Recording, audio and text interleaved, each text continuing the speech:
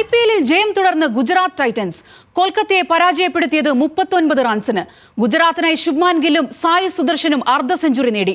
Kolkata captain Ajinkya രഹാനെയും അർദ്ധ century നേടി. കൂടുതൽ വിവരങ്ങളുമായി സ്പോർട്സ് ഡെസ്കിൽ നിന്നും ജോയ് മോൻ ജോസ് ചേർന്നു. ജോയ്, വാർത്തയുടെ വിവരങ്ങൾ എന്തൊക്കെ? സോന, IPL കൊൽക്കത്തയ്ക്കെതിരെ ഗംഭീര ജയം സ്വന്തമാക്കിയിരിക്കുകയാണ് ഗുജറാത്ത് ടൈറ്റൻസ്.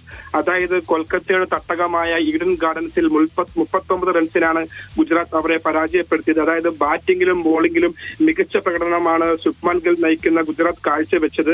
അതായത് 198 റൺസിന്റെ കൂറ്റൻ സ്കോർ കൊൽക്കത്തയ്ക്ക് മുൻപിൽ വെച്ച ഗുജറാത്ത്, അതായത് നേരത്തെ ശുഭ്മാൻ ഗിൽ അതുപോലെ തന്നെ സായി സുദർശന്റെ ഓപ്പണിംഗ് മികവിലാണ് ഇതുപോലൊരു കൂറ്റൻ സ്കോർ കൊൽക്കത്തയ്ക്ക് മുൻപിൽ വെക്കുന്നത്.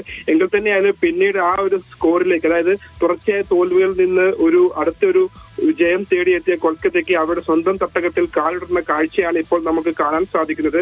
അതായത് ഈ നായകൻ അജിൻക്യ രഹാനെക്കല്ലാതെ മറ്റൊരാൾക്കും ഒരു മികച്ച സ്കോർ പടുത്തുയർത്താനോ കൊൽക്കത്തയെ വിജയത്തിലേക്ക് നയിക്കാനോ കഴിഞ്ഞില്ല.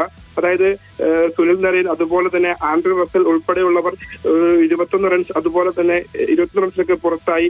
മികച്ച ഒരു സ്കോറിലേക്ക് എത്തിക്കാനോ അല്ലെങ്കിൽ ഈ വിജയത്തിനരികിലേക്ക് കൊൽക്കത്തയെ എത്തിക്കാൻ സാധിക്കാതെ വരുന്നൊരു കാഴ്ചയാണ് ഇപ്പോൾ ഉണ്ടായത്. അതുപോലെ ഗുജറാത്തിനായി പ്രസിദ്ധ് കൃഷ്ണ അതുപോലെ തന്നെ സ്പിന്നർ റാഷിദ് ഖാൻ 2 വിക്കറ്റ് വീഴ്ത്തി. സോന, ശരി, ജോയ് മോൻ ജോസ് ആണ് സ്പോർട്സ് ഡെസ്കിൽ നിന്നും വിവരങ്ങൾ നൽകിയത്.